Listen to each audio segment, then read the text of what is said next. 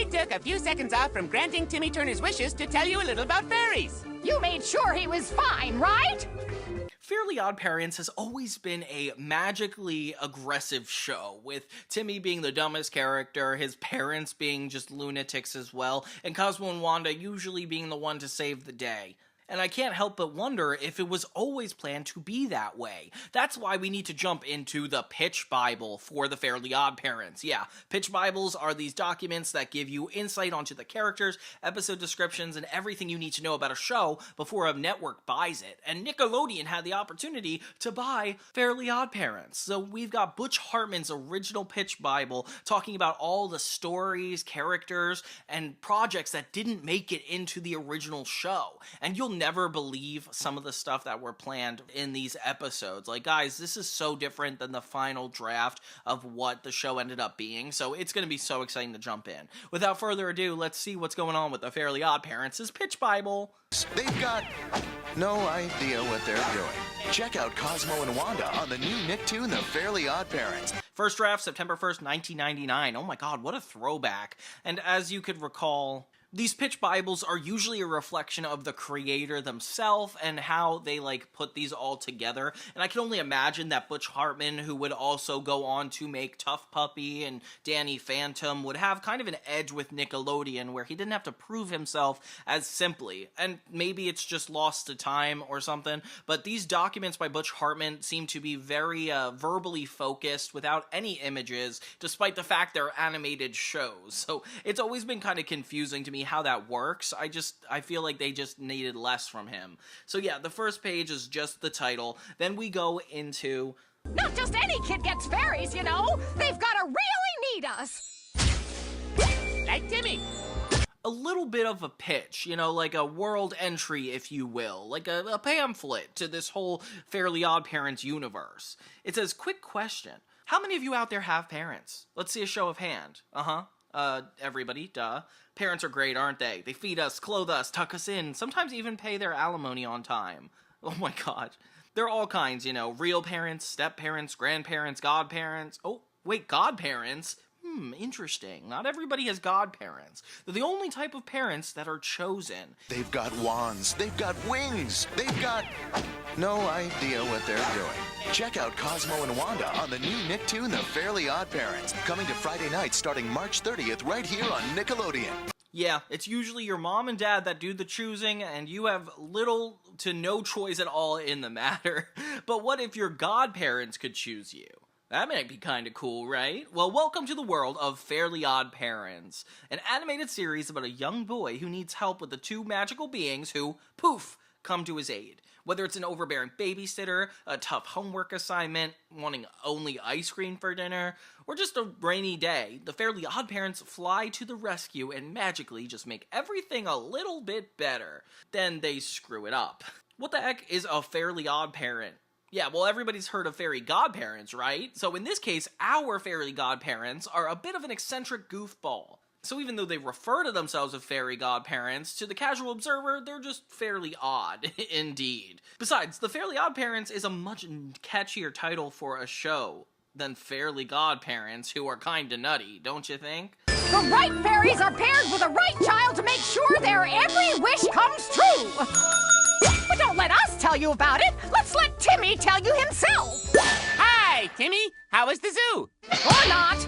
Enjoy the rest of your day. It's so interesting that the original pitch is literally just words. It feels like a script for what he presented to Nickelodeon, which is interesting. They didn't have to filter out what he was just saying. Also, it was the 2000s, so maybe it was just less a big deal at the time. It kind of reminds me of like a presentation where you're not supposed to have the words you're saying during the presentation, you just have the presentation itself. We jump pretty quickly into character descriptions, again, without any kind of image. Timmy Turner. Timmy's a 10-year-old all-American boy with buck teeth who just so happens to wear a pink baseball cap. Oh my gosh. He's the star of our show, the nucleus, the center. Without him, the godparents wouldn't be here and wouldn't have any fun, would they? Timmy's an only child flying solo, and when you're a kid, this can be a very big deal. You sort of have your own, you sort of have to be your own best friend. Think about it. No older sister to advise you, no younger brother to push you around. You're completely on your own. Sometimes it's cool, but sometimes it's really scary.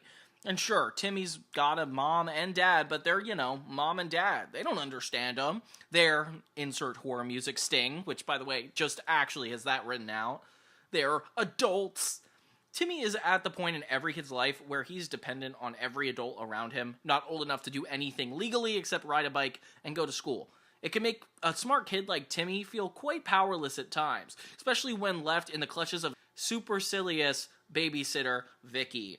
This is the reason for the Fairly OddParents to come into his life. They saw a kid in need of some emotional help and just popped into his world one day. They've definitely become the magic shoulder he needs to cry on, should the need ever arise. He's a bright little guy, he's way smarter than his parents, and can outthink nearly every other kid on the playground. No, he's not a rocket scientist, and he'll probably never cure any major disease, but he's still very savvy, quick, highly observant. Maybe he will cure maybe he'll cure a disease. While these qualities may be off-putting to other kids around him, it does enable him to communicate with adults a lot more easily. Too bad the adults in his life aren't blessed with the same abilities. It's so interesting to think that Timmy Turner had such mature vibes in this original pitch Bible. I feel like he just got plain stupid later. But then again, they're comparing him to his parents, so maybe it's they're the stupidest. I don't know. The whole world is stupid. At least it ends up that way. On the outside, Timmy may seem to have everything. Parents that love him, Fairly godparents who adore him, a nice house, a nice pink hat, but since he's only 10 years old, his parents go out for the occasional evening on the town, and there's still one thing he really needs: a babysitter. That's when we get Vicky. Icky with a V, the babysitter from hell. Oh my god, they cursed in this. Whoa, that's really bold, Butch Hartman. Just wanted to say that up front. Everyone knows somebody like Vicky, a 16-year-old neighborhood girl who babysits the local kids in order to make a few extra bucks. Seems harmless, right? Wrong. This one is mean-spirited, chip on the shoulder, angry at the world teenager. And why is she angry? No, she doesn't have a particular reason. Might as well ask why we need air to breathe. It's just one of the facts of life. Birds will lay eggs, and Vicky will be, period.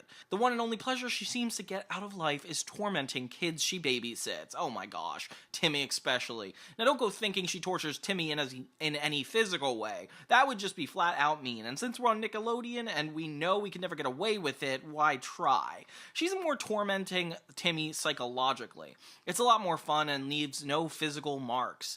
With her larger cachet of blackmail items like girly magazines, Timmy's fingerprints, phony bad report cards with Timmy's name on them, computer-doctored photos of Timmy perpetrating any number of petty crimes, she has no trouble in persuading Timmy to do her bidding. Oh my gosh. Do Timmy's parents suspect that they're leaving their only child in the hands of a conniving, self-serving harpy? What the heck is a harpy? Heavens no. When Mr. and Mrs. Turner are around, Vicky is the sweetest thing in the world. An angel sent from above. Mother Teresa and the Princess Di reincarnated. Oh my gosh. Only Timmy and his Fairly OddParents really know how rotten this peach is. Vicky's description is definitely really concerning. I like that they point out that she's not physically abusive, as if emotionally abusive is any better. It still definitely is a problem, and it's funny to think in the 2000s we saw that as a very simple issue that clearly is a bigger deal now. But yeah, now we move on to his Fairly OddParents, Timmy's mentors. Timmy's two magical pals. They have crowns, they have wings, they got magic wands, even personality. But what don't they got? Any idea what they're doing. That's what. We're not saying they're complete idiots, the kind that drool and wet themselves like politicians. It's just that they occasionally make mistakes. But when you're dealing with two all-powerful magical beings, a simple little blunder can quite often wind up in nearly destroying the universe, or at the very least, Dad's new car. Yet for the mistakes they do make, they've managed to do an awful lot of good for Timmy, and that's what counts. They're here to help Timmy and Timmy alone. If it enhances Timmy's life, it's okay with them. He's their assignment, their responsibility. It's up to them to make him happy if that's what he wants. And what Timmy wants is what really controls the godparents' behavior. But even though the godparents are magic and have been around for a very long time, they still behave as though they were born the very minute they entered Timmy's life. Everything in Timmy's world is new to them. It's all fresh, new experience, a new adventure, and their dinner plate-sized eyes are wide open to it all. This is one of the reasons Timmy can relate to them so well. They actually think like kids, which is so cool. We have such a really positive reaction to who these beings are. And the next 2 pages are each individual one. Cosmo, Timmy's green-haired fairy godfather who talks like a game show host on 68 cups of coffee. He's a magical whirlwind of energy who is just dying to show Timmy a good time. Always well dressed for the occasion, he regularly wears a necktie. Cosmo constantly sees the glass as half full and consistently has a rimshot joke ready. Naturally endowed with a great sense of fun, Cosmo is the first one who impulsively go along with Timmy's wishes, whether the wish in question is a wise move or not. The essence of Cosmo: fun first, ask questions later. He really digs being magic, I mean, who wouldn't? And wants everyone else to enjoy the experience along with him. He thinks it's all so cool, and it is. But Cosmo, well, he's the furthest thing from cool. He's basically a major geek with wings and a magic wand. Yeah, he's got wings, he's got the wand, but he ain't exactly got the imagination. He's got the tools, but not the talent. In the business of godparenting, this could be a major sticking point. Yet with power like this at his disposal, it's a good thing Cosmo is nice. He's a really stupid kind of guy who doesn't have a mean bone in his tiny little magical body. All he really wants for Timmy is to have a good time and be able to go along with him for the ride. Which brings us to Wanda. She's kind of got like the Wilma Flintstone hairstyle, a Carol Burnett laugh that you can't forget, and is never caught without makeup. She's Timmy's fairy godmother and Cosmo's wife. Wanda's there to provide a strong female rock of Gibraltar. What the heck is that? That these 2 boys are supposed to attach their emotional anchors to. The problem is, on occasion, she behaves just as much of a kid as they do. She needs to have fun too, you know, but the difference between her and Cosmo is she knows when to quit. She's a little on the wacky side, sure, and enjoys a good time just as much as the next fairy, but compared to Cosmo, she's the most stable and reasonable being in the galaxy. She's technically an adult, so due to her many years living in the universe, unlike Cosmo, the second she entered Timmy's world, she has the vitality and spunk of a kid who is just seeing the big city for the first time. Wanda really loves being magic, and that makes her day a lot easier. Timmy's sad, poof, problem solved. Cosmo's depressed, zoink, cheer up, dude. Mascara runny, donk, max factor to the, max. As a fairy godparent, Timmy is her responsibility. She's gotta make sure he's happy and well taken care of. But sometimes, Cosmo's screw-ups and end up taking all of her attention away, and to her chagrin, Timmy must take a back seat until she can get the problem straightened out. She figures it'd be better to help the guy with the all-powerful magic wand first, then help the harmless little boy. She's one mother of a godmother, even though she could turn you into a frog. That's when we have Jorgen Von Strangle. Insert heavy footsteps here. Oh my gosh. A mammoth, muscular mountain of a fairy who's head drill instructor at the Fairy Academy. Think Arnold Schwarzenegger with the power to destroy the galaxy. Wait, Arnie already has that. Just think of him with a tiny little fairy crown on his head. It's so funny they're like outwardly acknowledging it. With his battle-ready laser wand and hyper-drive nuclear accelerated jetpack, come on, fairy wings are way too girly. Jorgen is ready to dispense some serious magic on the unfortunate fairy trainees who find themselves unlucky enough to land under his command. Hating the term fairy and preferring to be called a magic marine, Jorgen has made it his mission in life to instill discipline, respect, and above all else, fairy pride in his recruits. Fairy is good enough for them, just not him. Having biceps the size of a small European country definitely helps him achieve his goal. Does Jorgen want to help make a good name for fairies everywhere, or does he just love torturing the tiny little creatures he despises? Duh. But intimidating as he may be, beneath the immense chest beats the warm, loving heart of a truly swell guy. I had to write that last part because he's got the wand pointed at my head. Oh my god, that was written out. Then of course we got Mr. and Mrs. Turner. Timmy's loving, yet slightly, completely oblivious parents. Dad wears a suit, mom wears a skirt, he has an enthusiastic, deep voice, she has a sultry, slightly daffy one. Oh, sure, they've got ears, noses, eyes, mouth, hair, eyebrows, they just never have them at the same time. Why? Just because it's kind of neat, and it worked out on Home Improvement. Plus, we could have one of those Nickelodeon contests someday. What do you think Timmy's parents look like, sort of thing. Mr. and Mrs. Turner are crazy about each other and their son. To them, life is perfect. Great house, great jobs, great son, great everything. They do everything together and never seem to get sick of each other. However, sometimes in their enthusiasm for life and determination to show themselves and Timmy a good time eclipses the complex emotional needs of their only son. Don't misunderstand, Timmy's parents love him very much. Too much, in fact. Being a bit on the outlandish side, they constantly want to include him in their unusual activities. Whether it's attending the Save the Sprinkler Foundation meetings once a week, or the annual Plunger Festival, their behavior has provided an ample evidence that they are the last place Timmy should go if he's in need of serious help or advice.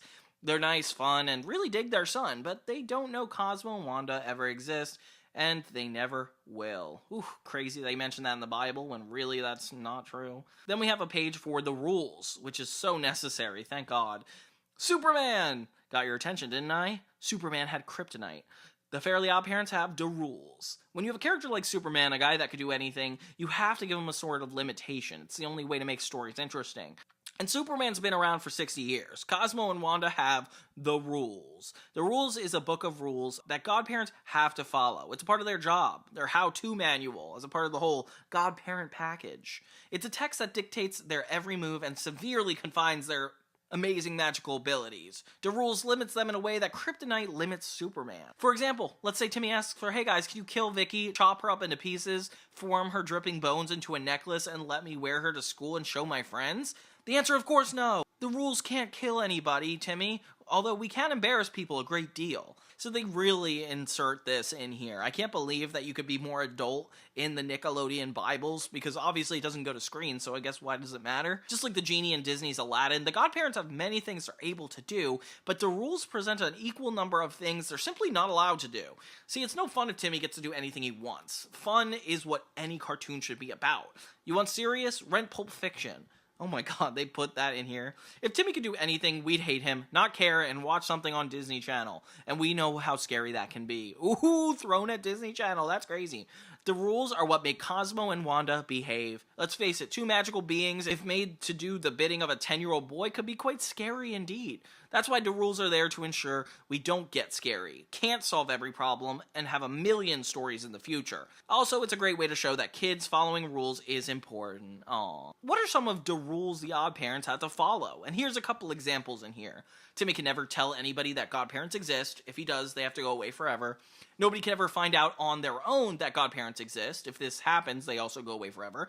And can't instantly solve problems for Timmy, but they can help him find the right solutions himself. For example, a math test. They can't give him the answers, but they can set him up with lunch with Albert Einstein. Okay, cool. Can't kill or hurt anybody, can't force anybody to like Timmy, but they can help Timmy enroll in charm school. Timmy has to actually wish for something major. I wish I could. For example, if the story centers around Timmy wanting to be an astronaut, he has to say, I wish I could be an astronaut. Godparents from this point are allowed to assist him with their own, i.e., pink space helmet and paisley space suit, even through Timmy may take it upon themselves to like their solution better than has to actually get the magical ball rolling. The godparents from this point are allowed to assist him with the ideas of their own. It's like pink space helmet, paisley space capsule, whatever. See, even Timmy may wish for something specific. They may take it upon themselves to enhance the wish, thinking he'll like their solution better than his own, but Timmy, with his own wishes, actually has to get the magical ball rolling. And then number 7, any other rules we need to make the story work. Oh, perfect. If nobody's allowed to ever see the OddParents with Timmy, how do they keep tabs on the kid? Easy. They disguise themselves as goldfish who live in a bowl in Timmy's bedroom. They could turn into any pet they want, sure, but they just have to really enjoy the water. Then we have the Fairly OddParents, a brief series overview.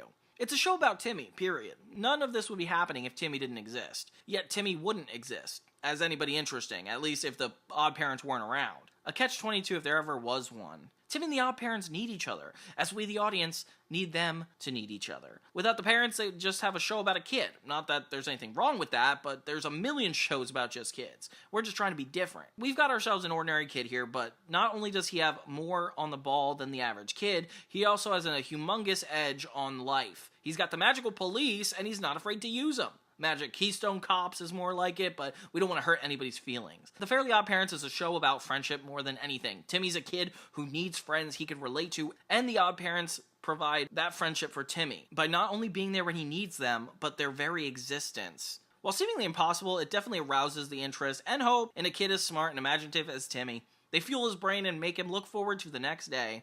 The premise of the Fairly OddParents is extremely strong, and the remarkably powerful character personalities will furnish anything in the way of a comedic narrative. Let's face it, having a numerous amount of stories ideas is great, but if you've got great, fleshed out characters on top of that, you're truly blessed with a wishing well full of great entertainment possibilities. Then we have, why will kids want to watch Fairly OddParents? 3 reasons. 1, the kid is a star. 2, he has 2 magical pals. And 3, every damn kid out there is going to wonder what they would wish for if Cosmo and Wanda were at their disposal.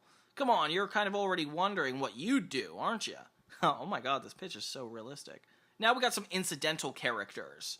Like Tootie, Vicky's 8-year-old little sister, irresistibly cute with giant glasses and tiny pigtails, and the exact opposite of her mean-spirited older sister. We meet her for the first time in Fairy Flu. She's completely in love with Timmy and makes no bones about trying to snatch him up and cover him with as many smooches as she can. Timmy, of course, wants nothing to do with her and thinks she's one huge cootie with spectacles. Jeff the Elf. Oh my god, I don't even remember this character. A blank, pissed off elf who works for blank, Santa Claus and totally blank Tate's have. Oh my god, there's so much cursing. First introduced in the Temp episode, Jeff is constantly trying to convince Santa he has a name, an identity. He's not just another pointy-eared worker bee. Since Santa refuses to believe Jeff is anything other than the elf who makes toys, Jeff must escape the clutches of Kringle and find himself a life in the outside world.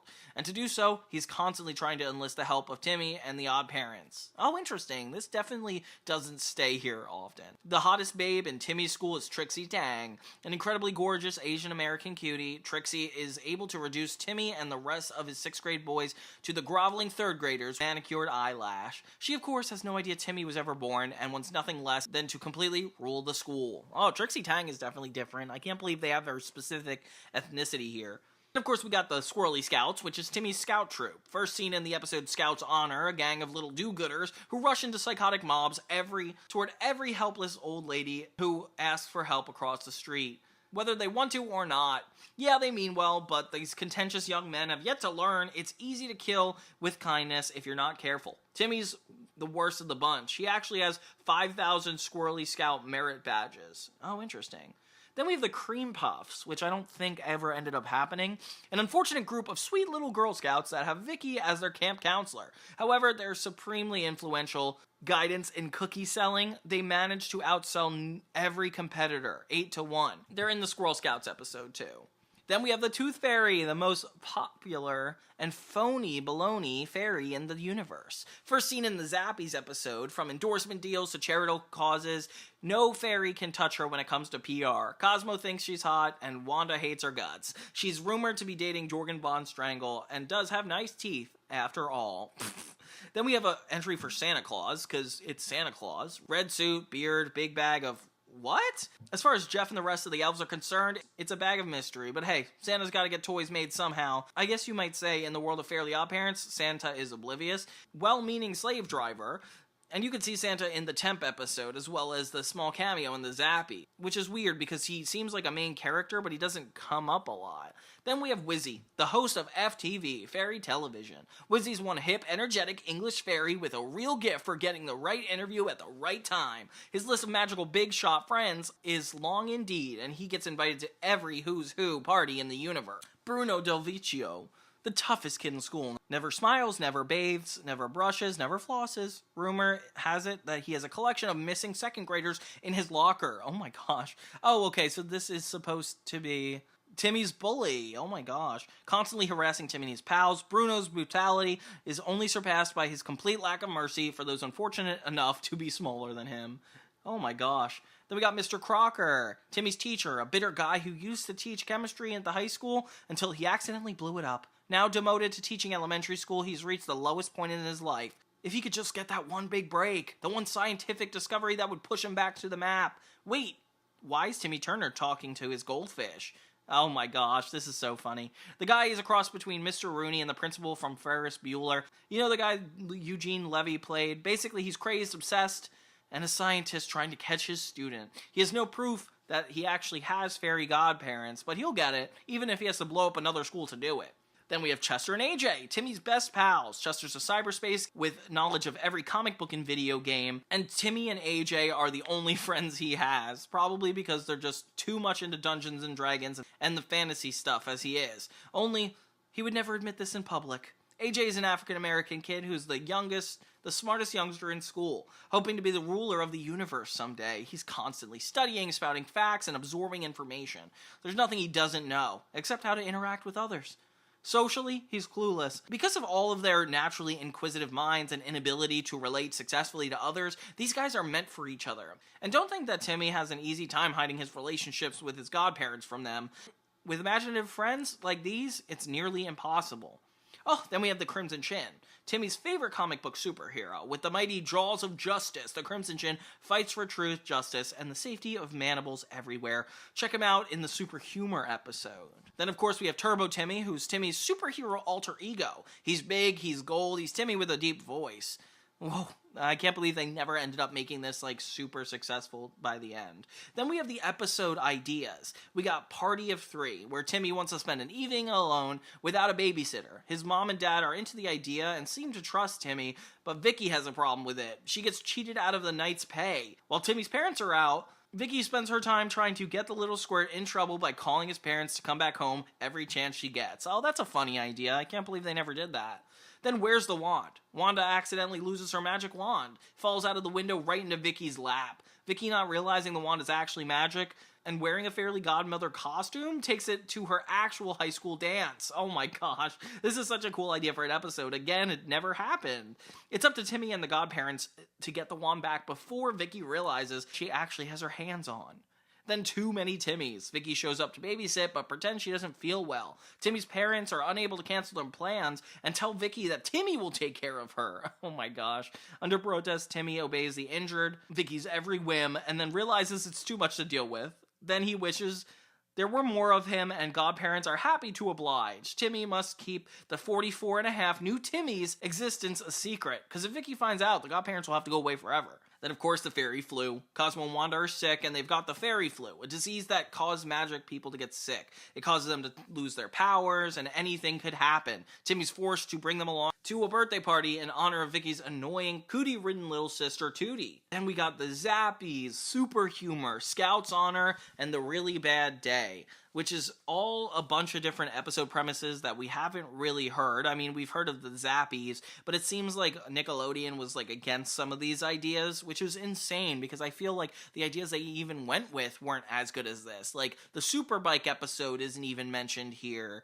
Like, a lot of the season 1 issues, like, never even contemplated. If you guys want to see more about this, you could check out the Bible yourself. They have even more episode premises by the very end. Like Suit Yourself, where the Fairly Godparent Company is a victim of hostile corporate takeover. Money-hungry fairies in business suits now control everything. Cosmo and Wanda are forced to wear the company uniform. Everybody needs an electronic pass card for the building. And of worst of all, wishes by clients will be allowed if approved by the company. And an interest rate.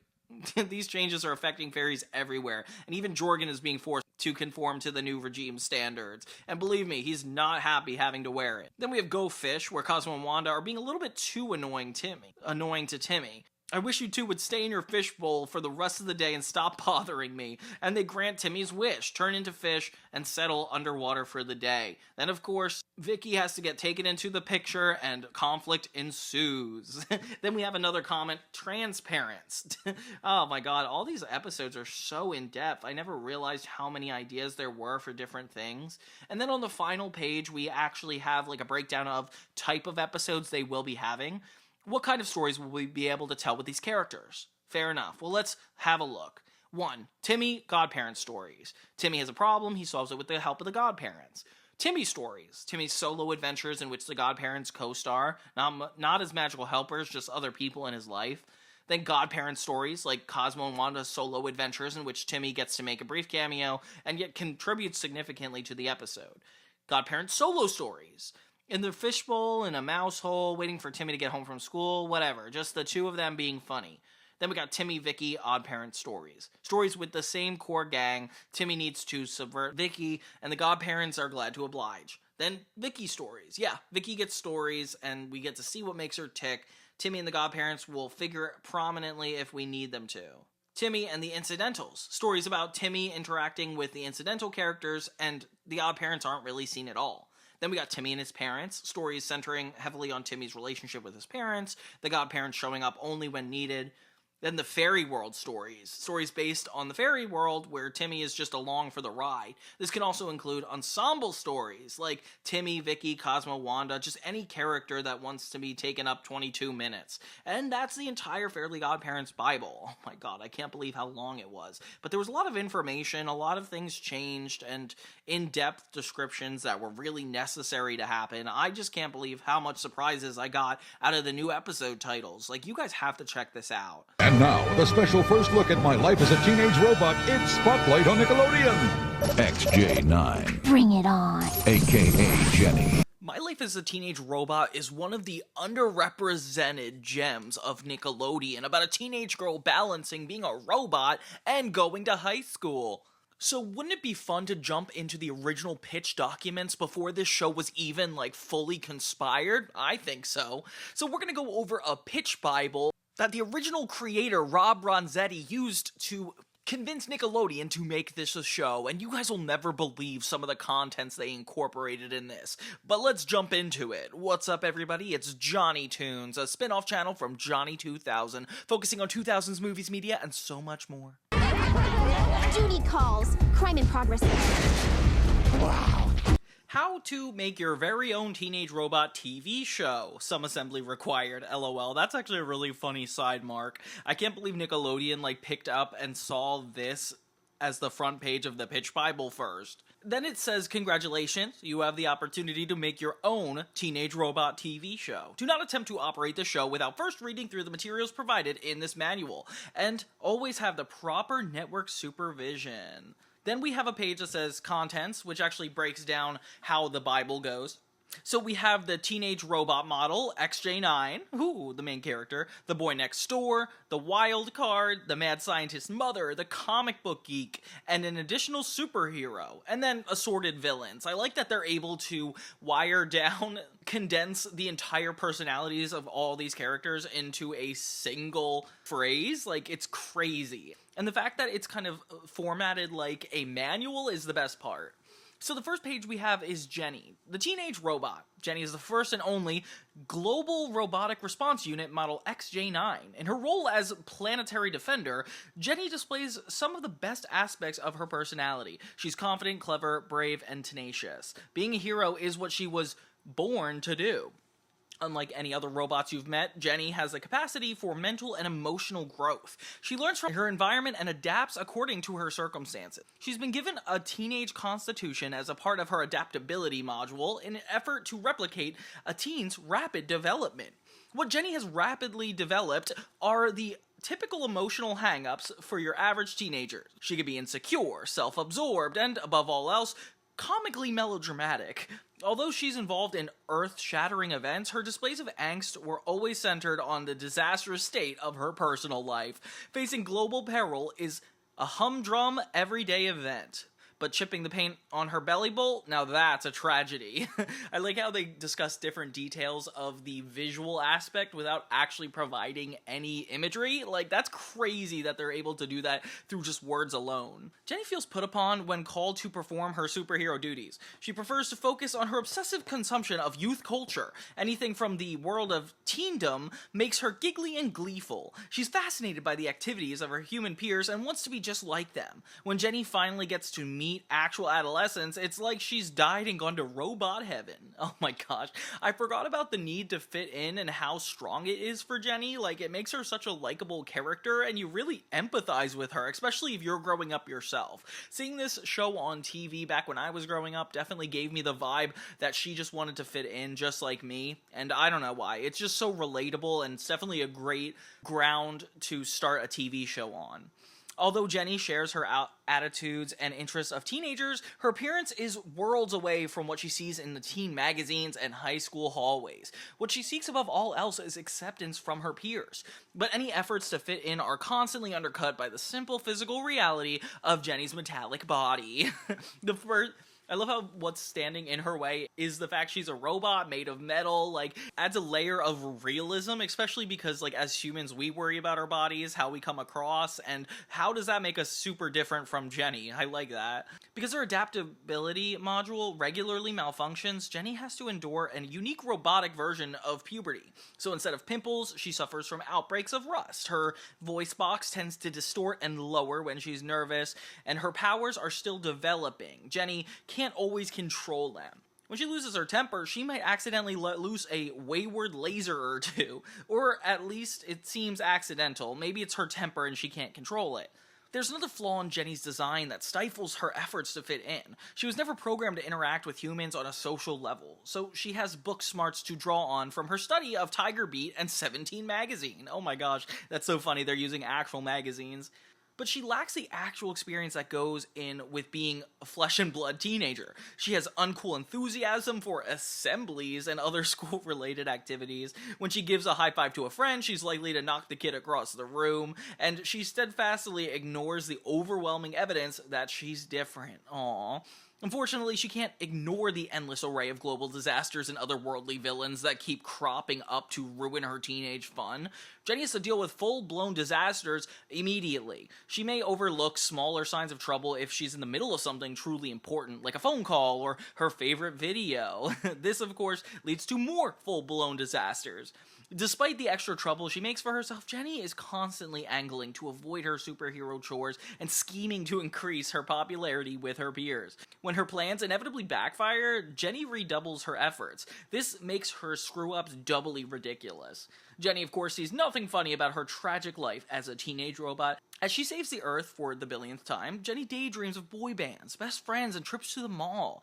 She's a marvel of science with enormous potential and power, but Jenny would trade it all away to be the girl next door.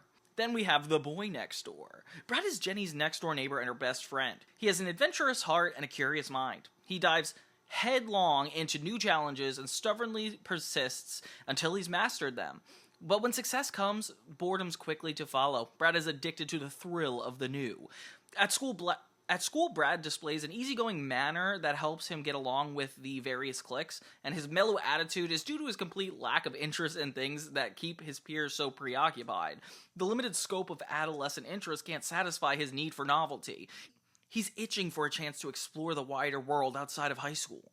Brad and Jenny each have the life the other desires. Brad envies the thrills that come with Jenny's job, and as her friend, he is finally involved in something that's endlessly exciting. Jenny envies Brad's popularity, and with his help, she tries to transform herself into the ideal teenager that he is. As Jenny's first teen contact, Brad is her reference and guide to all things teenager. He is the gatekeeper of cool, and often bombards him with questions in her quest to be accepted. She does her robotic best to replicate normal teenage behavior. Brad gets angsty when Jenny focuses on lame teenage activities against his better instincts. Brad finds himself wishing for trouble, just so he can get mixed up in the excitement. If Jenny objects to his involvement, Brad will just try to charm her and trick her and bulldoze right past her protests. When Brad does join in the superhero action, his enthusiasm gets the better of him. He's anxious to take on new challenges, then he'll pretend to know something he doesn't, rather than risk being left behind. He'll push for his own half-baked battle plans over the objections of the more experienced robot. After all, she is just a girl robot. Oh my god, Brad is sexist. Needless to say, this little bit of chivalrism really fries Jenny's wires. Then we got the wild card, mischievous yet sweet, cautious yet caviar. Tuck is a study in contradictions and inconsistencies. Unlike his older brother Brad, Tuck is suspicious of the unknown. He has a host of hidden phobias that are strange and unpredictable that even he himself is unsure how he will react in a given situation. For instance, he's fine with spiders, but butterflies creep him out. Tucker offers no explanations or apologies for his behavior. Very Gen Z of him. Tuck is the most comfortable surrounded by familiar things and old acquaintances, and when he feels comfortable, Tuck can be a bit of a terror. He's selfish and inconsiderate, especially towards Jenny. He has a tendency to treat her like his own gigantic action figure, and gets perturbed when she just acts like a girl, like being herself. When his thoughtfulness is pointed out, Tuck becomes self-righteous and defensive. Only Brad can have the ability to humble Tuck into apologizing. In fact, Brad seems to be the only one who has any control of Tuck whatsoever. His friends also have to endure his love of mischief and practical jokes. Of course, he hates it when the tables are turned on him. He has a horrible fear of surprises. Tuck's best quality is unyielding loyalty to Brad and Jenny. Tuck insists on being included on any adventures the older two set out to do.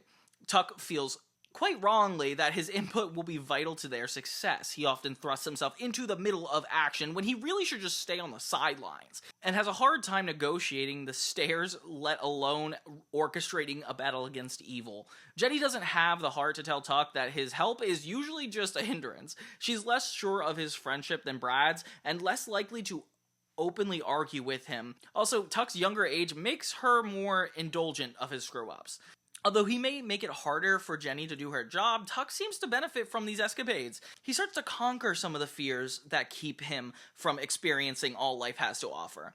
Those butterflies, though, with all those colors and the fitting, yeah, that's yuck. Then we have the mad scientist mother. Mrs. Wakeman has a hard time understanding her daughter's desire to lead a normal teenage life. She was raised by her research scientist father and spent most of her adolescent hours beside him in the lab. She inherited his love for science, but wanted to apply her knowledge outside in the real world. She rebelled against her father to pursue what he considered mad science, using her technology knowledge to battle disasters with both natural and man-made.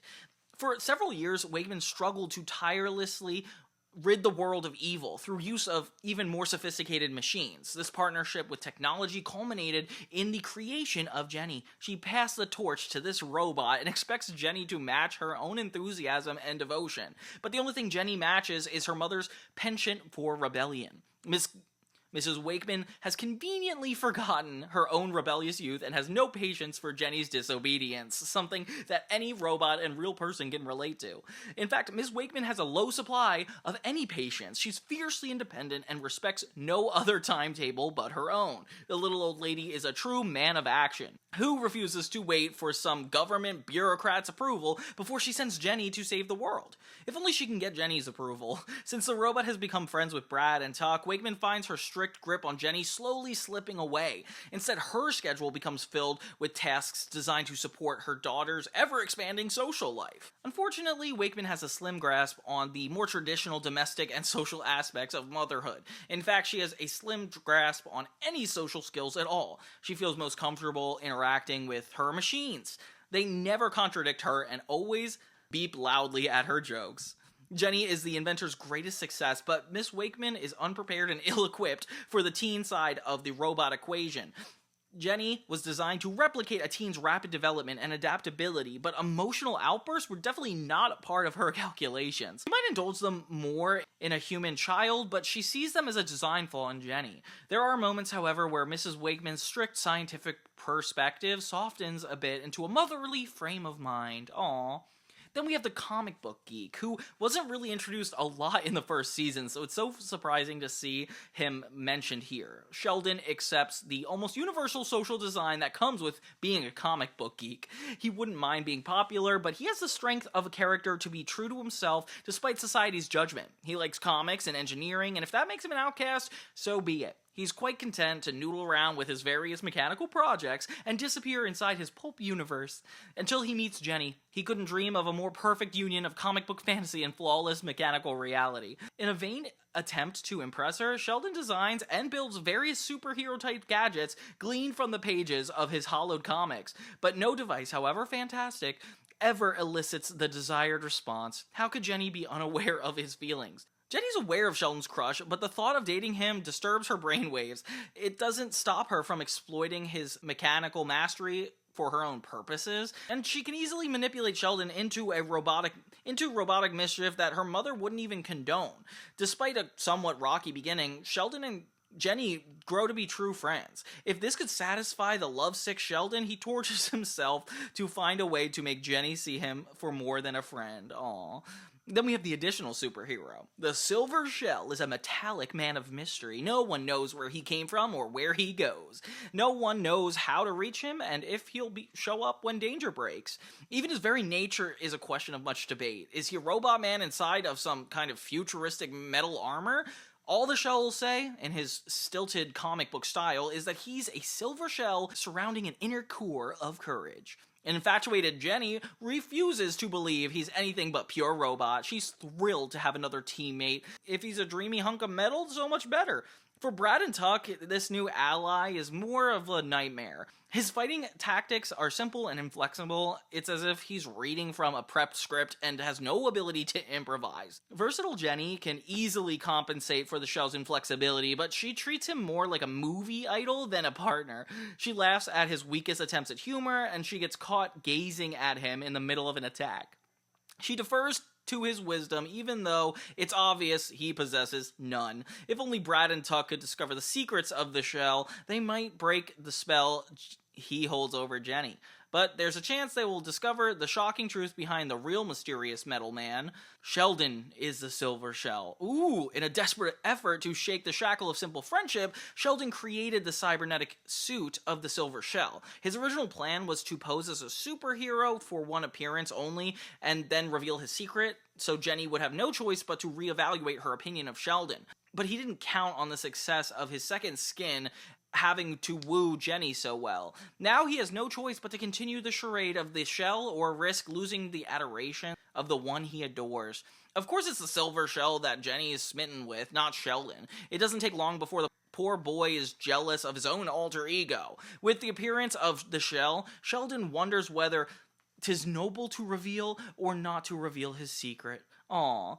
His own ineptitude as a superhero may reveal his secret for him. Sheldon's only resource for his shell game is his vast comic collection. He uses it as an instruction manual for his alter ego's behavior and a script for his dialogue. When the answer for the situation can't be found, Sheldon squirms helplessly within the shell of the shell, and Jenny is too enamored to notice. Brad and Tucker are checking closely for a chink in his armor. Then we have Britt and Tiff. All the superhero villain plots for world domination pale in comparison for the actual power wielded by this pair of cruel cousins. Britt and Tiff are the social hierarchy of high school. As such, they hold the ultimate power in their hands: popularity. Brittany is the orphaned British cousin, forced to live with her American relatives. She's the hatcher of diabolical schemes and the master of the put-down. Tiffany is the Spitfire who will sheer explosive anger and can intimidate anybody in the school. She's the enforcer who ensures the social etiquettes are executed. Jenny's arrival on the campus throws the twosome for a loop. Her physical power makes intimidation by Tiff impossible, and the curiosity she generates threatens Britt's position as the center of attention. Her superpowers provide no defense against her own desire to be popular.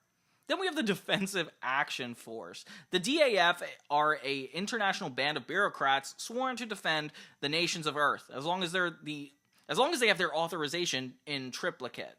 They're like a pack of any handsome accountants allowed to play with jet engines. They love their paperwork and won't adjust a thruster without the approval of the high command. They invest so much energy and emotion into filling out forms that they almost make desk work dramatic. Almost. Although they're not villains in the traditional sense, they're so inept that they end up doing more damage than a lot of good. And Wakeman can't stand them. We'll often send Jenny to fix a situation they're supposed to be handling. They look down on Jenny as like a rule-breaking rookie and don't recognize her right to interfere with their operations. The DAF feel confident they can get the job done, and if not, they could file a really spiffing report on their failure. Then we have the Cluster. This is the one I remember the most. The Cluster is a secret society of robots bent on usurping mankind's position on the planet Earth, as their calculations indicate that their order and efficiency will ultimately triumph over humanity's random wastefulness. This organization is a mechanical mixture of the Mafia, the KGB, and the Borg, with a dysfunctional royal family as its leaders. Oh my god, what a great explanation for a clan of villains. That's crazy. Although their underlings are generic and interchangeable, each member of the elite family has its own distinct, flawed human personality. They're quick to point out the inefficiencies they detect in each other and are blind to imperfect programming. Each sees itself as an example of godlike perfection compared to humanity and the lesser robots around it. The Cluster tries to exploit modern-day society's reliance on technology by turning humanity's machines against their creators. They seem to find the dastardly use for anything mechanical and are experts at reprogramming thinking machines to think like them. They would love to convert Jenny for their cause. As much as she despises the Cluster and all they stand for, Jenny is tempted by the idea of robot culture where she can truly fit in. Ooh. And then we got features for the whole show. Your new show features, at no extra cost, an enhanced version of mankind's technological development. Robotic powers such as self-propelled flight and mechanical transformation are governed by scientific facts that are still only science fiction in our reality. We won't bore you with the details, suffice to say that Jenny has a limitless set of futuristic tools and robot powers that no human could possibly possess. Despite her amazing abilities, however, there are limits to what your robot can do. The knowledge and resources of Miss Wakeman can limit the robot's scientific sophistication. Her independent small-town headquarters doesn't allow access to the latest technological advances. So Jenny's powers may be fantastic, but it's certain she'll come up against superior technology in the future. Despite her robotic nature, Jenny is still a physical being with physical limitations. Mutants and monsters are governed by metaphysical laws that may have powers far more fantastic than Jenny's technological tricks. Jenny also features a self-imposed limit on her use of weaponry. While laser battle may be appropriate against the robots of the cluster, she would never use something that powerful against a human criminal. Above all else, Jenny strives to defeat her enemies with minimal harm. Of course, harm is what evildoers are all about. Most of the villains in Jenny's life consider it beneath their dignity to resort to straightforward violence. Any garden variety crook can pull out a gun. Our outlaws feature a taste for theatrics. They wish to impress those they can terrorize, and with the ingenuity of their evil. Until recently, your robot was strictly confined to her room when not on duty. This limitation has been relaxed, and now Jenny is free to fraternize with the people she's sworn to protect. Some people freak out when they see her, others take it in stride. Robotics is still a new science, and sentient robots like Jenny are rare but are not unheard of. As with any new technology, young people seem to be the most comfortable around the teenage robot. Oof, definitely relevant. Then we have operating instructions. Except for in rare instances, such as a Christmas special or weekend marathon, you should never run your teenage robot TV show for more than a half hour at a time. In most instances, you want to pause operation after the first 11 minutes and reset the show for a separate episode. In cases where the particular episode was not finished its cycle, you should pause at the end of the 11-minute interval and then continue with the second part. There are several ways the parts of your teenage robot TV show can be combined to create different episodes, and you'll find the amounts of comedy and action will vary, as well as the time devoted to Jenny's personal life and her professional calling as a superhero. After trying all the episodes below, come up with your own combinations. Oh, cool. So then they have a list of a bunch of different episodes that they planned on, and it almost seems like the entire first season is implemented here, just in different combinations, so very interesting. We have It Came From Next Door, which is the pilot that I've talked about on this channel before. Brad and Tucker discover there's something very different about the girl next door. She's a superpowered global robot response unit, XJ9, but she likes her friends to call her Jenny. The problem is she has no friends, and when Jenny ignores superpower duties to try to win over the neighbor boys, the whole world may suffer the consequences.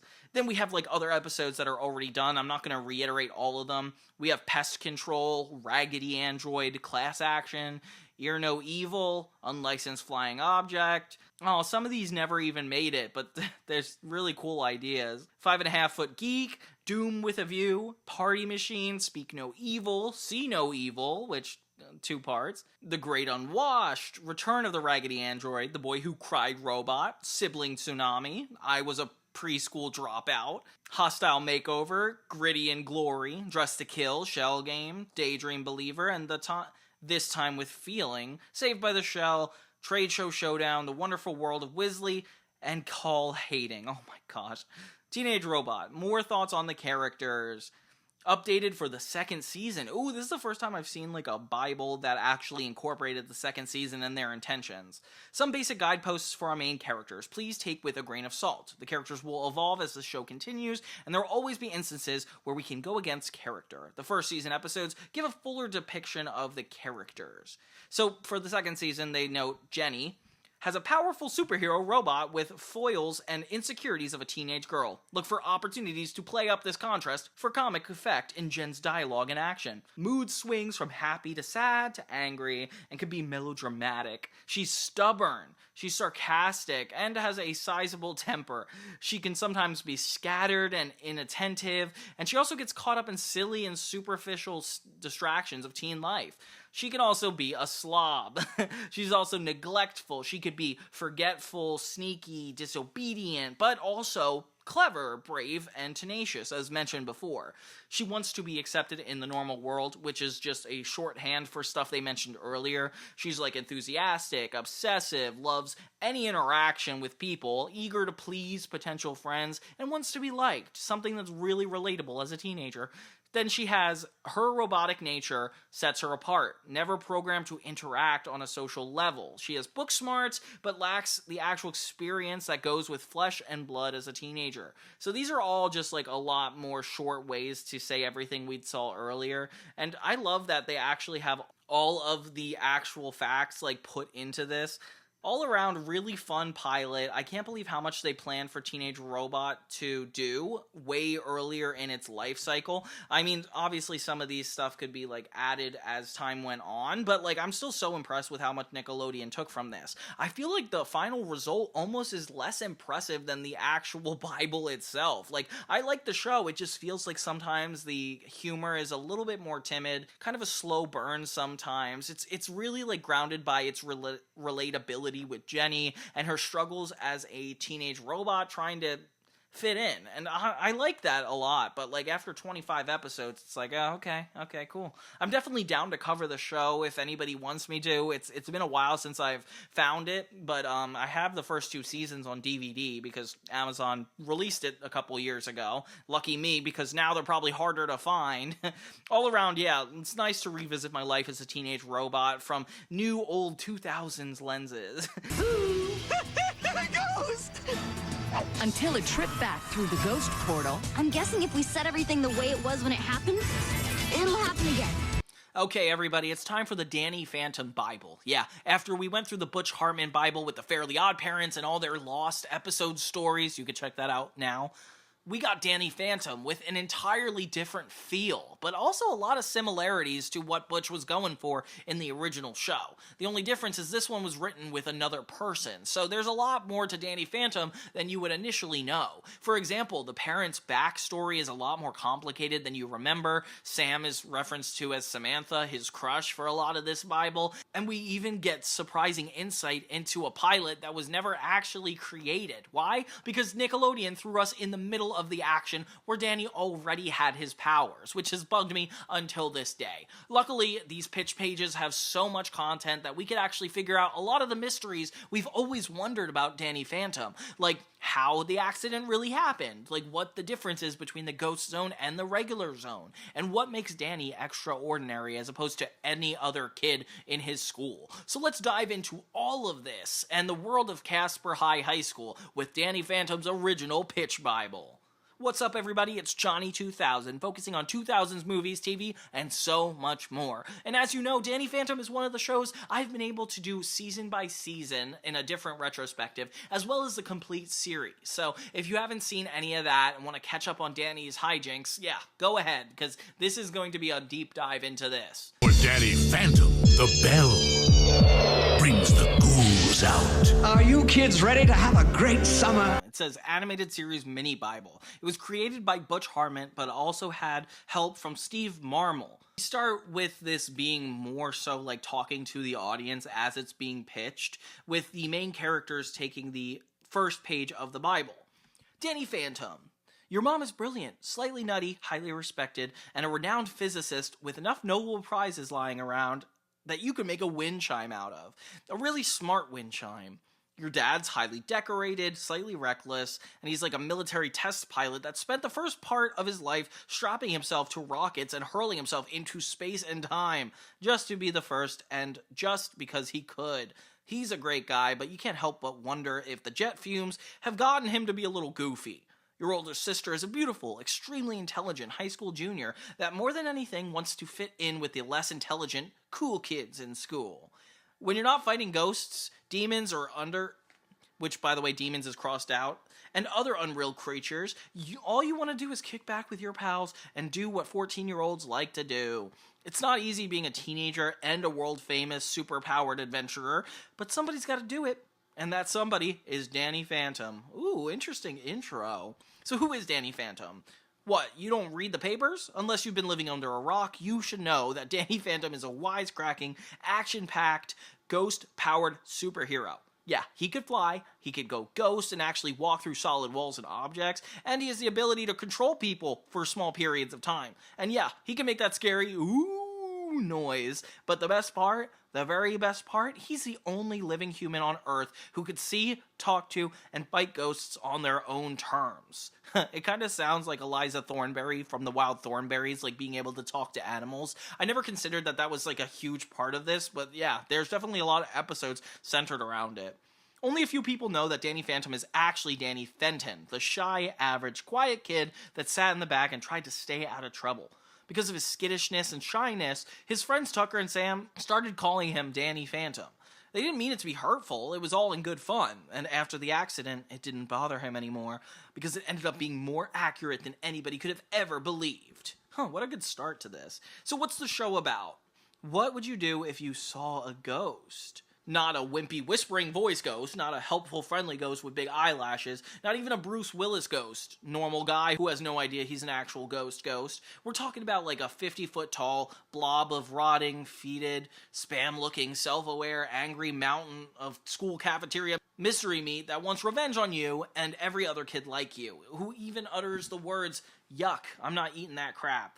Would you run? Would you scream? Would you run then scream? Or would you tear it apart with your razor-sharp wit and amazing ghost-like superpowers? And to make it fun some more, maybe even say, "Yuck, I'm not eating this crap."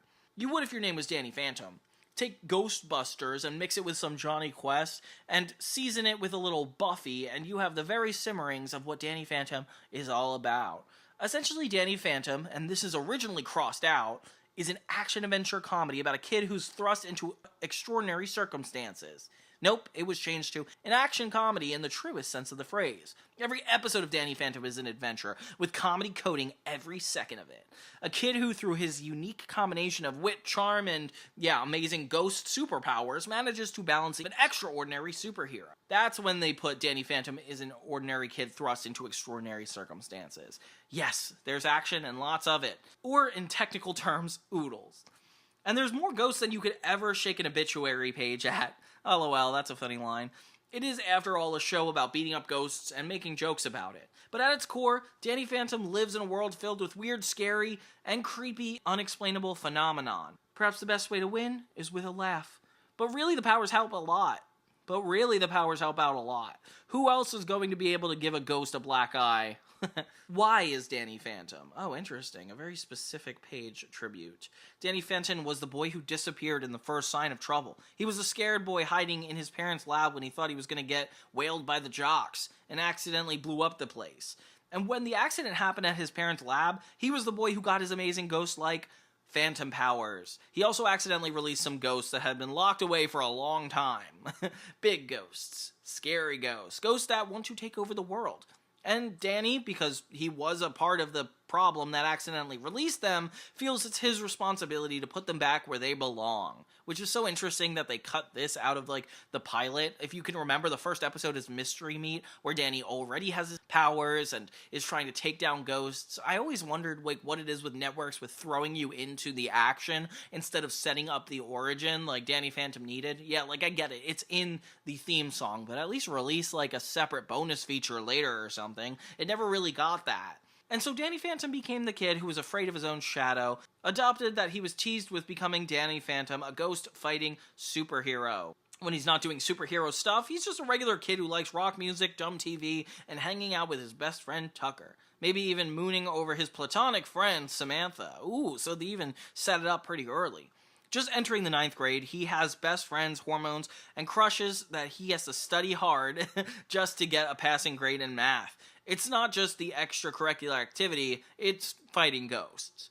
When he's fighting the ghosts or hanging out with Sam and Tucker, his best friends, Danny Phantom gets to be Danny Phantom. Fun-loving, adventurous kid he's always wanted to be. Ferris Bueller meets Marty McFly, smart, funny, well-liked, and quick on his feet.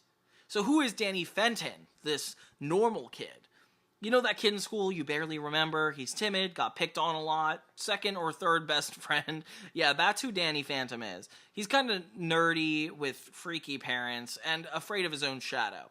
And this seems like it's reiterating a lot of the information we were, like, told passively through the other pages, but it's still cool that they gave him his own identity. I wish they, like, combined the Phantom and Fenton page just so they could, like, specifically show the differences, but this part does have a lot of important things. Like, all good superheroes, he needs to keep his identity a secret to protect his friends and family, sure. But also, the scientific community would definitely want to dissect him like a frog if they knew about his powers.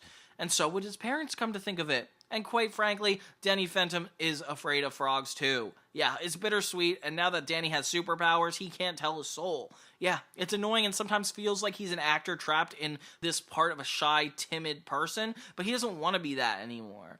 But hey, that's the deal with superheroes. They have secret identities. And his secret identity is being Danny Phantom, the kid before he got his powers. It's his Clark Kent to Danny's Superman. Shy, quiet, stumbling and nervous, but always with a smile and a wink with his friends at the camera. The real world of Danny Phantom. The Fenton family lives in a densely populated residential area near a Midwestern city, much like Chicago. They reside in this ordinary 3-story brownstone home, much more ordinary. It's also Fenton Works, a paranormal research company owned and operated by Danny's parents. Located underneath their brownstone is the lab away from the lab where Danny's parents do their research into the world of the supernatural. It's his home and their secret headquarters. How cool is that? And that's such a cool way to set up conflict. Then we have the unreal world of Danny Phantom. In a library, books are divided into two worlds, nonfiction and fiction. In nonfiction, the stories about weird and fantastical things that usually happen are things that actually existed. The pyramids, the moon landing, dinosaurs, and heck. And then we have fiction, stories about things that can't, shouldn't, or couldn't exist in the real world, like ghosts, monsters, mythological creatures, and heck. And these two worlds, the real and unreal, are where Danny lives between. His parents are experimenting with the membrane between the real and unreal, and yeah, that's where there's the accident. The mystical barrier that keeps all ghosts, ghouls, and goblins, letting them loose into our world. These creatures haunt Danny's town because they've re-entered our world. It's where they're the strongest, it's where they're now the most familiar, and where they feel the most comfortable. You know your favorite comfy chair? A big, scary, terrifying, haunted comfy chair? At the same time, the accident gave Danny, and only Danny, these amazing ghost powers, making him the only person on the planet that could fight these creatures on their own level and put them back where they belong. In one brief moment, all things of fiction became Danny's reality and responsibility. So what's the deal with his ghost powers? So he's got the ghost powers, but what does that mean? Might as well start at the beginning. He received his powers through a scientific experiment gone awry. Parents were attempting to open the barrier that separates the real world where we live from the unreal world where the ghosts live. It was believed that if humans could communicate with the spirit world, we could solve a lot of life's never-ending mysteries and essentially make the world a better place. For example, imagine talking to Einstein and getting to hear a few of his unfinished theories. By the way, this is all crossed out, which is kind of funny, like adding John F. Kennedy and finding out who was the guy at the grassy knoll, Mozart. Like, there's so many interesting references here that are just taken. Their intentions are noble. If successful, the technology was supposed to benefit all mankind. The only problem is it didn't go exactly as planned. During the first trial run of the experiment, the dimensional barrier was damaged, and Danny, who wasn't even supposed to be in the lab, was caught in the middle, and essentially trapped between the two worlds. The lab and experiment were both badly damaged in the process, but Danny wasn't. He was left with amazing powers, and the ability to cross from one world to the next at will. That's gotta make you at least the most interesting guest at a party. And what are his powers actually? So on one hand, Danny is a living, breathing, normal, everyday human. On the other, he's a human being with the ability to see, communicate, and fight ghosts and other supernatural creatures on their own level. But before he uses his powers, he utters a mighty catchphrase. Like every superhero has a mighty catchphrase. When Danny uses his own powers, he might even use the phrase, "go and ghost." Maybe it's not mighty, but it is catchy. When he goes ghost, he can become an invisible phantom version of himself, see and communicate with any and all ghosts of supernatural creatures that might be in the room. He could fly, pass through walls and other solid objects. He could sense ghosts, that is the equivalent of a spider sense if he's concentrating. He also can dope out whether ghosts are involved in a particular situation or not, which is highlighted in red, so maybe they didn't mean to keep that. control over living people for short periods of time by ghosting in their bodies. Interesting. The less intelligent the person, the longer he can control them. LOL, that's so funny. A dumb jock, he can control for a month, but somebody smarter than him, like his sister? No way. Oh, interesting.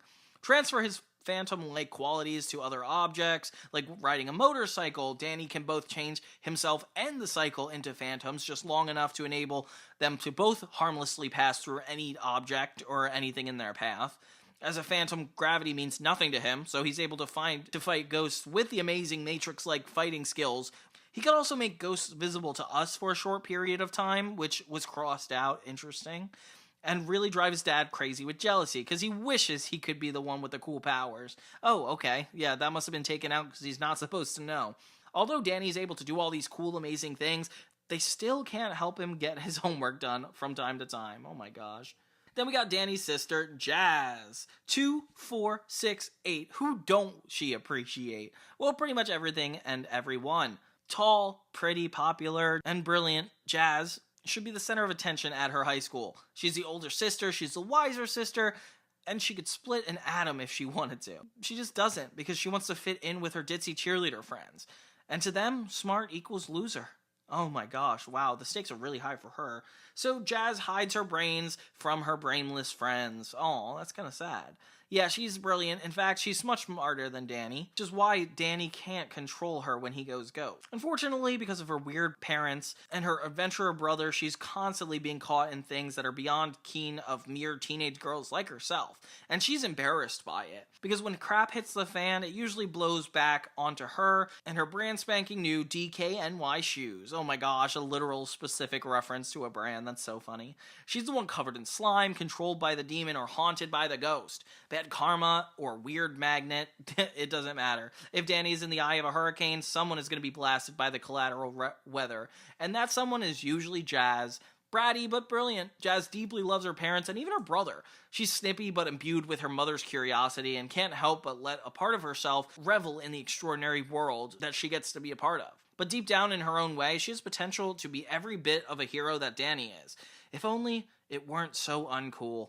Aside from Sam, Tucker, and Danny himself, Jazz is the only person on the planet who knows Danny's secret, and she's not telling a soul. Which is interesting because they definitely took that out. Like, she doesn't know until the second season. One, Danny is still her brother, and if anyone's gonna dissect him like a frog, it's gonna be her. But more importantly, because she loves having something to hold over his head. Okay, which inevitably becomes what happens. Then we have Danny's mom and dad. From their junior high science fair, all the way up to winning the Nobel Prize, Madison Fenton and her husband Jack have been competing in pretty much everything.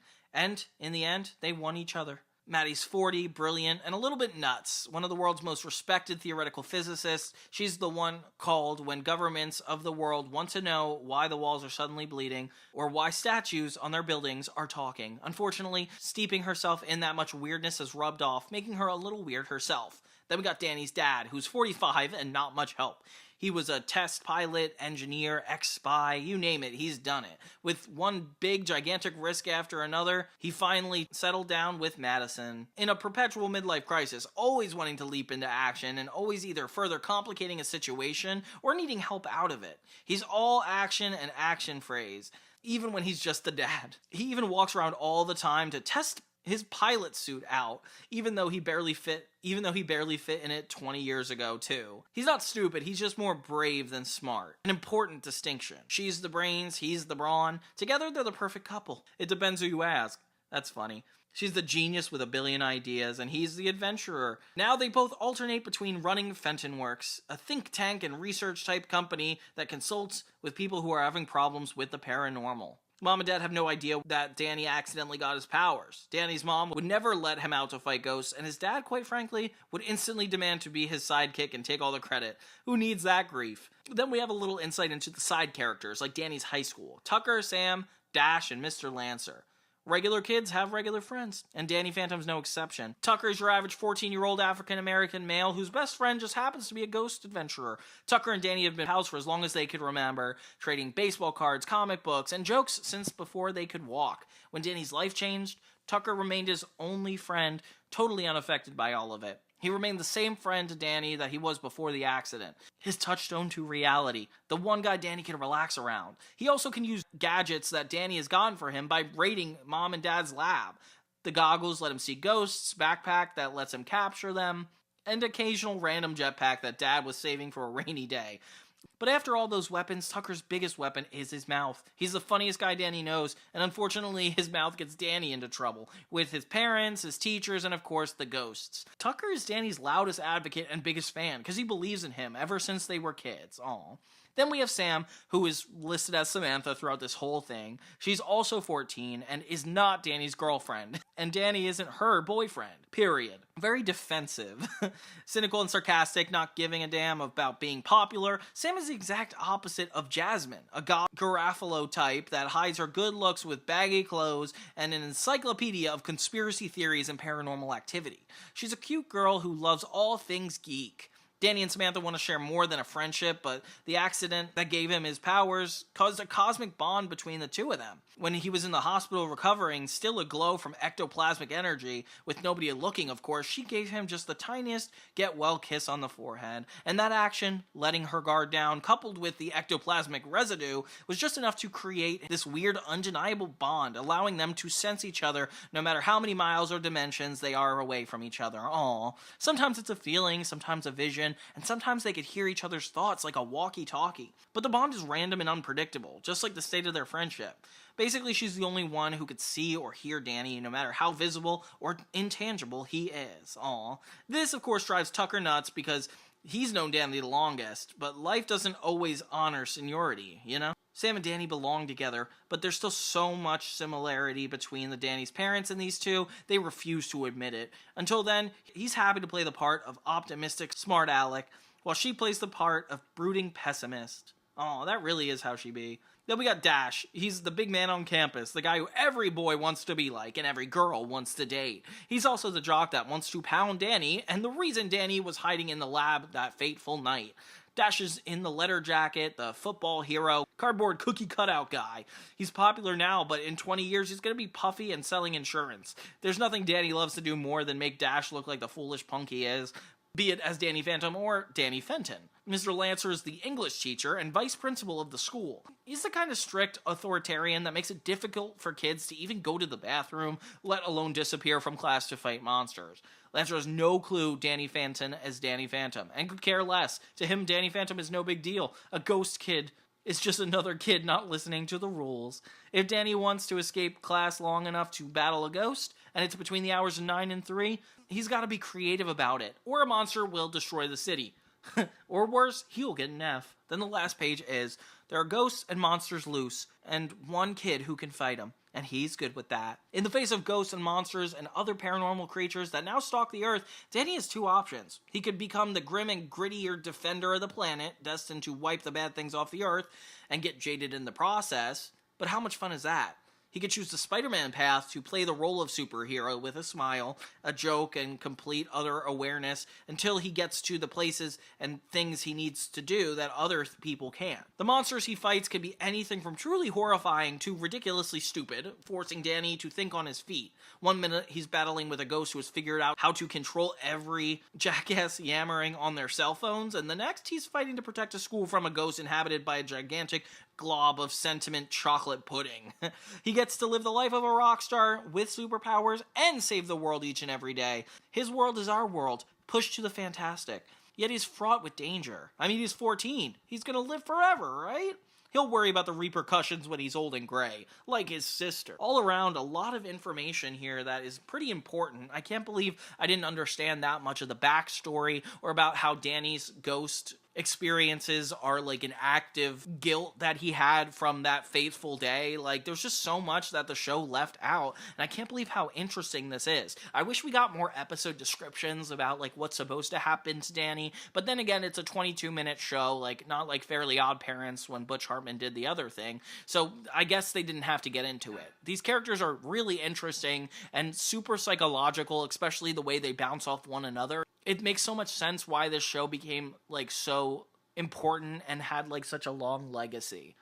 So yeah, that was like a insight into the original pitch for Danny Phantom, and I'm not super surprised given Butch Hartman's history with making pitch Bibles. He's a very story-first person, but it was cool to like look in here and like unveil all the original thoughts that came into making this show. But what did you guys think? Did you like what we uncovered in the Bible, or do you still feel like there's more that meets the eye? I know I do. This was so much fun, and I can't wait for you guys to see my other Nicktoon videos, maybe some more of my Cartoon Network ones. Like, I have a lot of stuff in store, so I hope you guys like it. Thank you guys so much for watching Johnny Toons and Johnny 2000. It means the world to me. Don't forget to like and subscribe, and thank you guys so much, and have a great day.